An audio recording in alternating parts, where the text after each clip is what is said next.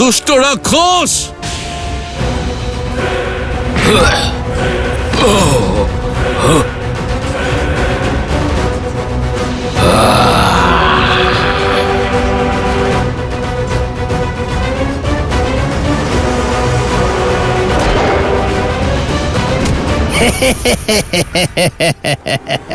এই মায়াবী বানর, আমার গতির কাছে তুমি পারবে না।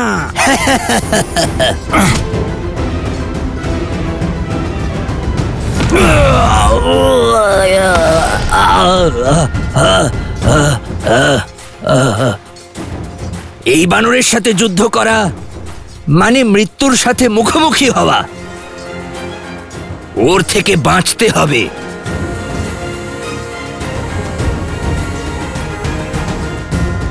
কোথায় লুকোলে? সামনে এসো, যুদ্ধ করো, অন্তত বীরের মতো মৃত্যুবরণ তো করো। লুকোচুরি খেলার মতো সময় নেই আমার হাতে। তোমাকে সামনে আনার উপায় জানা আছে আমার।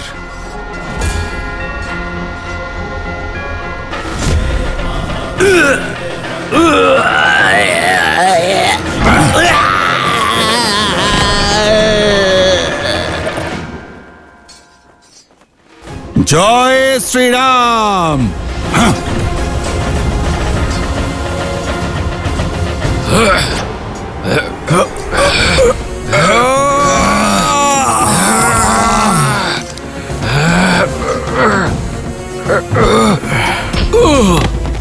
না রয়েছে শক্তি, না বুদ্ধি। আজ তোমার এই জীবন বিনাশ করে তোমার এই তুচ্ছ বানর দেহ থেকে তোমায় মুক্তি দেব আমি। যা পিতা করেছিল তাই পুত্রও করবে। আমার পিতা 6 মাস ধরে তোমার পিতাকে নিজের বাহু ডোরে আটকে রেখেছিল। আমিও তোমার সঙ্গে তাই করব।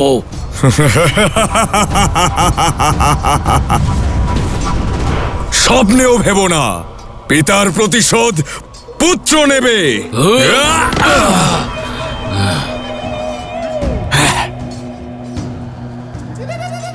অনেক হয়েছে, অনেক হয়েছে এই খেলা।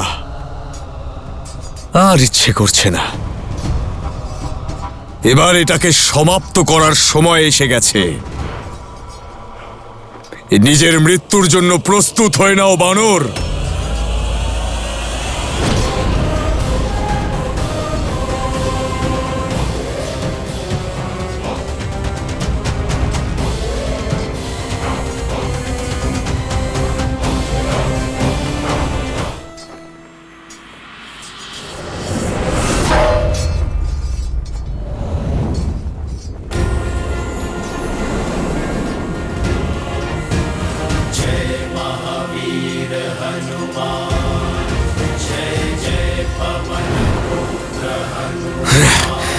গুরু শুধুমাত্র জ্ঞান দান করেন না, কেবল বাণ চালানো শেখান না।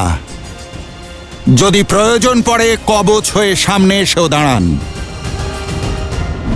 ভালোই হলো তুমিও চলে এসেছো হনুমান। অনেক অহংকার ছিল না এই লঙ্কাকে জ্বালানোর জন্য? দেখো, আমার পিতা আবার এই লঙ্কাকে সোনার বানিয়ে ফেলেছে।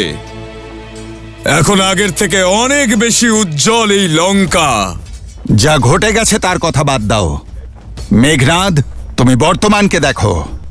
আজ পুনরায় তোমার এই পাপের লঙ্কা ধ্বংস হবে। হ্যাঁ, মিথ্যে কথায় আমি বলছি কি হতে চলেছে। আজ এই ইন্দ্রজিৎ ওই দুজন দুঃসাহসী বানরের থেকে প্রতিশোধ নেবে যারা লঙ্কার সম্মানকে নত করার দুঃসাহস দেখিয়েছে। আর তাছাড়াও তুমি তো দেখছি মৃত্যুর জন্য অধিক উৎসাহী হনুমান। তুমি তো খুব ভালো করেই জানো যে আমার বাণ তোমায় এক মুহূর্তে নিঃশেষ করতে পারে। কিন্তু ভয় পেয়ে যেও না, কারণ আজ আমি আমার অস্ত্র দিয়ে নয়, তোমার অস্ত্র দিয়ে লড়ব। আজ আমি তোমার সঙ্গে গদা যুদ্ধ করব। এটা সভা নয়, এ হলো যুদ্ধভূমি। তুমি শব্দবাণ নিক্ষেপ না করে যুদ্ধ শুরু করো।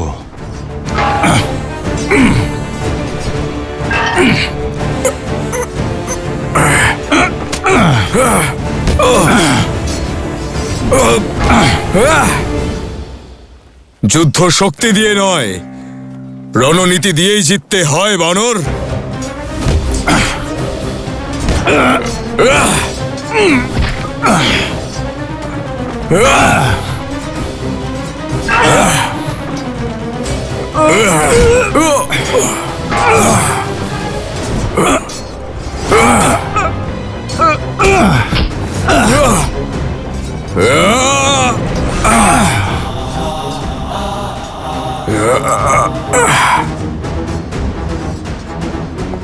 আমার প্রহার আটকানোর শক্তি খুব কম মানুষের আছে। এ তোমার ভ্রম বা তোমার শক্তির দম্ভ। এই দম্ভই তোমার পতন ঘটাবে মেঘনাদ।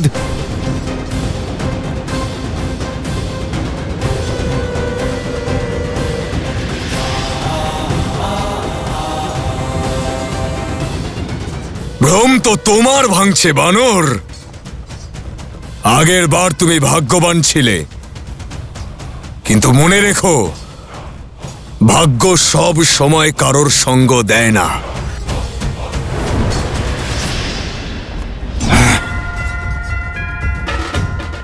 মেঘনাদ, সত্য বলেছ তুমি।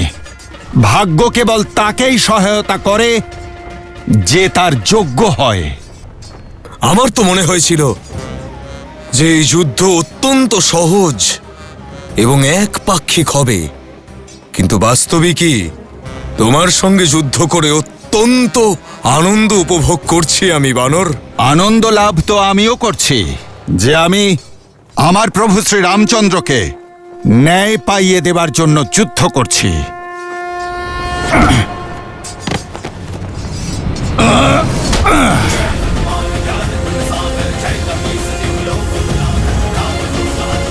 এ হলো আমার মাতা সীতার জন্য।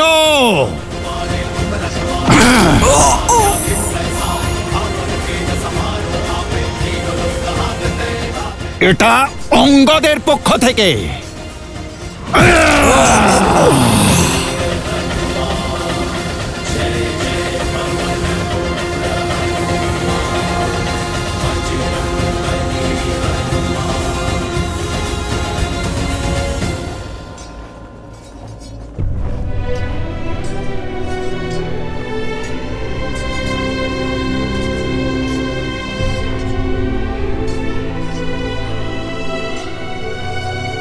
যুবরাজ,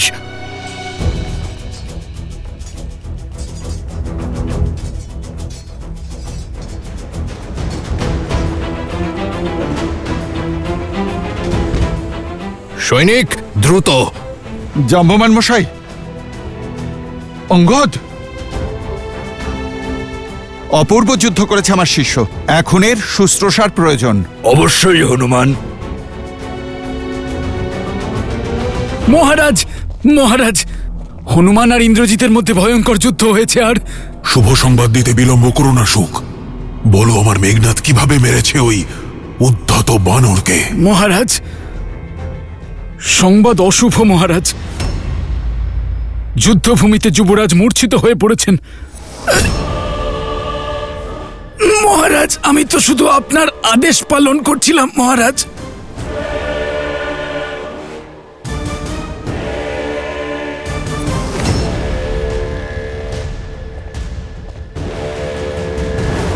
যুবরাজ,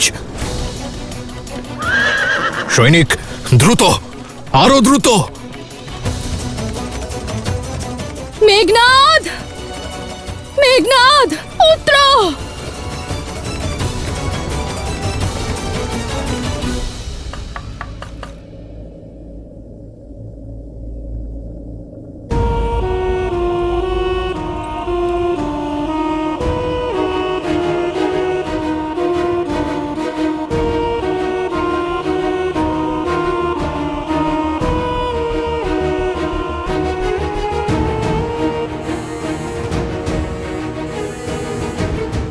লঙ্কেশ,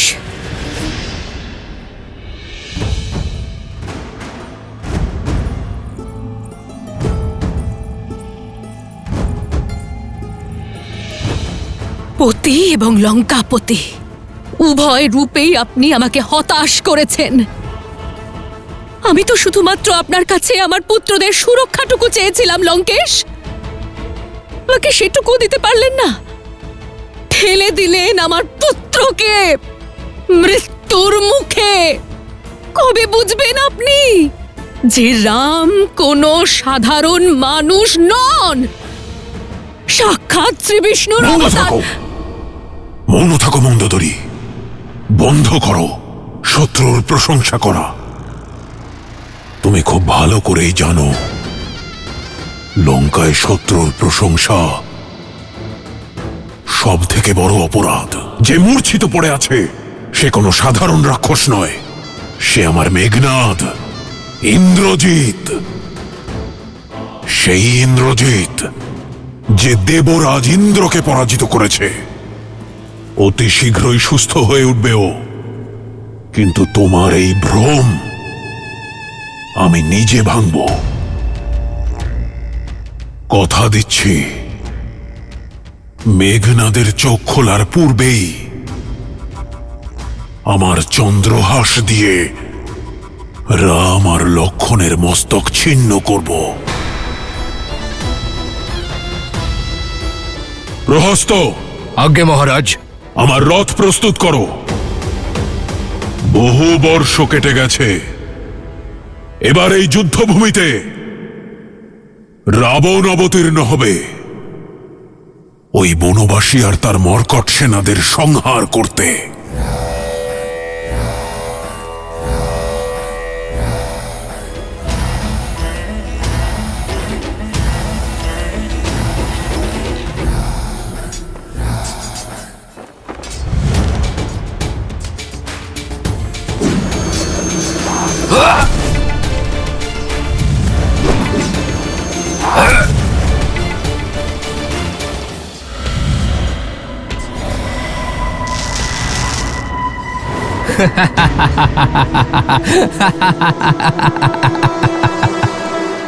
যত খুশি প্রচেষ্টা করে নাও, আমাদের চারজনকে তুমি মারতে পারবে না।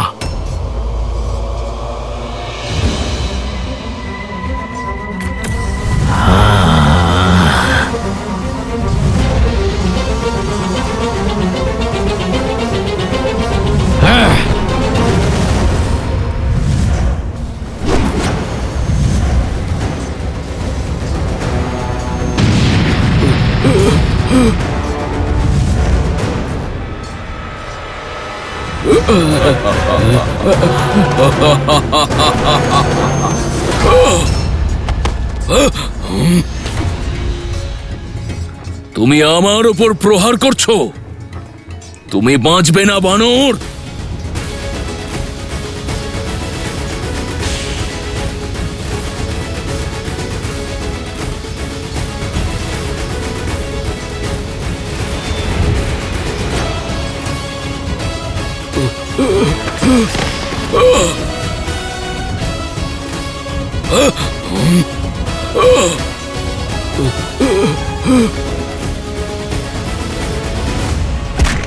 বানর বানর কেন বলছো? জয় শ্রীরাম বলো, জয় শ্রীরাম, জয় শ্রীরাম।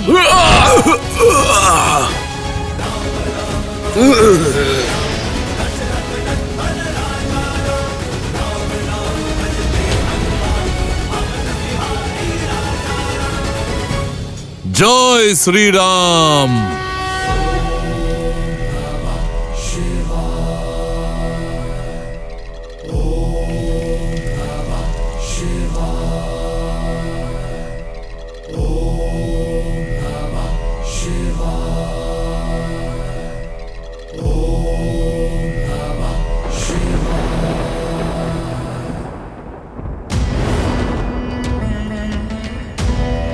মহাদেব, আমি সারা জীবন শ্রদ্ধা এবং নিষ্ঠা দিয়ে আপনার ভক্তি করেছি।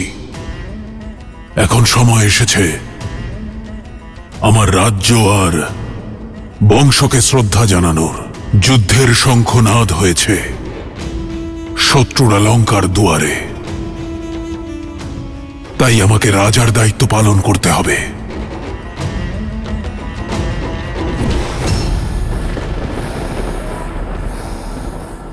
এই দশাননকে রাবণ নাম আর এই চন্দ্রহাস আপনিই দিয়েছেন।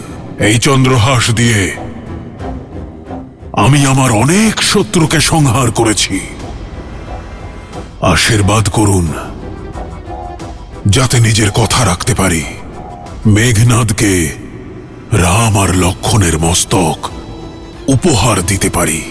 যতক্ষণ আপনার আশীর্বাদ সঙ্গে আছে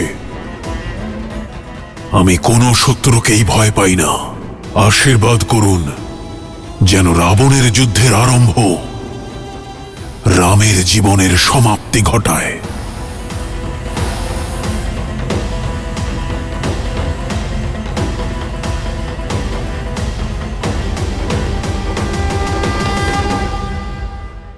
আপনাকে একটা বান দিয়েই এই 4 জনকে বধ করতে হবে। 4 জন পাপী কেন? যদি 400 জন পাপীও হয় তবুও ধর্মের তীর তাদের ভেদ করে। এবার কি হবে মহাদেব? আমি যে খুব চিন্তিত।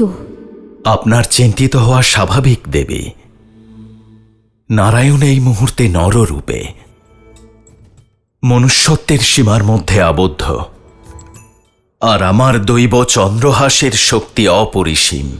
মুহূর্তেই কোনো দেবতা, দানব, অসুর বা মানুষকে সম্পূর্ণভাবে বিনাশ করতে সক্ষম। আর রাবণের মতো অসুরের হাতে তো এই চন্দ্রহাস আরো ভয়ঙ্কর প্রতিপন্ন হবে। আগামী সময়ে শ্রীরাম আর তার সেনাদের জন্য অত্যন্ত কঠিন হয়ে উঠতে পারে। এটা ভেবেই আমার ভয় করছে। যখন রাবণ চন্দ্রহাস নিয়ে যুদ্ধভূমিতে যাবে তখন কি হবে মহাদেব? অনেক কিছুই তো হতে পারে দেবী। কারণ কি ঘটবে তা নিয়তি নির্ধারণ করে। আমি এখন শুধু এটুকু বলতে পারি, নিয়তি এটা সুনিশ্চিত করেছে যে শ্রীরাম আর তার সেনাদের জন্য আগামী দিনে নানা ধরনের সমস্যা ওত পেতে বসে আছে।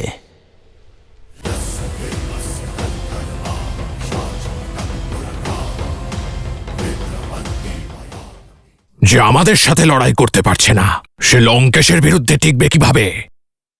এখনো সময় আছে রাম, ফিরে যাও, নইলে তোমার মৃত্যু এতই ভয়ঙ্কর হবে যা দেখে স্বয়ং কালও ভয় পাবে।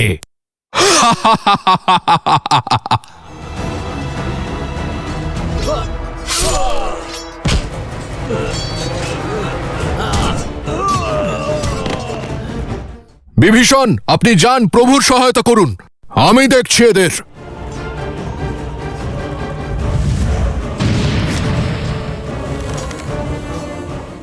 প্রভু, এই 4 জনের বিনাশ এভাবে হবে না। এদের বিনাশ করার একমাত্র একটাই উপায় আছে। আপনাকে একটা বান দিয়েই এই 4 জনের বিনাশ করতে হবে। সীতা, খারাপ সংবাদ আছে। লঙ্কেশ স্বয়ং রণভূমিতে গিয়ে এই যুদ্ধ শেষ করার সিদ্ধান্ত নিয়েছেন। আর যেখানে রাবণের চরণ পড়ে সেখানে ছলনার আশ্রয় নেওয়া হয়। বিশ্বাসঘাতক! তোমায় বহিষ্কার নয়, তোমায় তো মৃত্যুদণ্ড দেওয়া উচিত ছিল। মৃত্যুদণ্ড! রাক্ষসকুলের নামে কলঙ্ক, তুমি কলঙ্ক। ঘরের লোকই সবচেয়ে বড় শত্রু। প্রভু, সময় নষ্ট করবেন না। আপনার রামবাণের প্রয়োগ করুন, যা আপনার ইচ্ছা অনুসারে যে কোনো লক্ষ্যকে ভিন্ন পথে ভেদ করতে পারে। এই বিশ্বাসঘাতকই আমাদের মৃত্যুর উপায় বলে দিয়েছে। যতক্ষণ আমরা একসাথে না আসছি আমাদের মারবে কিভাবে?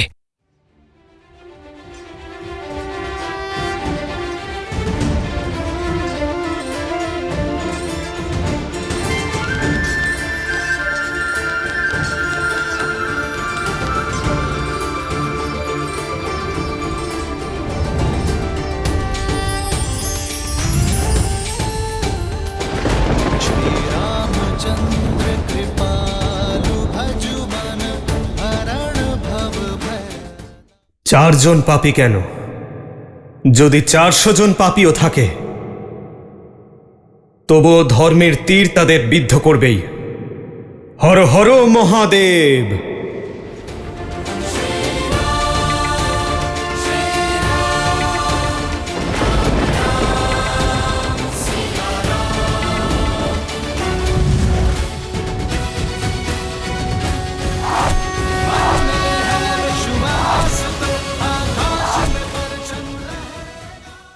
জয় শ্রীরাম, জয় শ্রীরাম, জয় শ্রীরাম, জয় শ্রীরাম, জয় শ্রীরাম, জয় শ্রীরাম, জয় শ্রীরাম।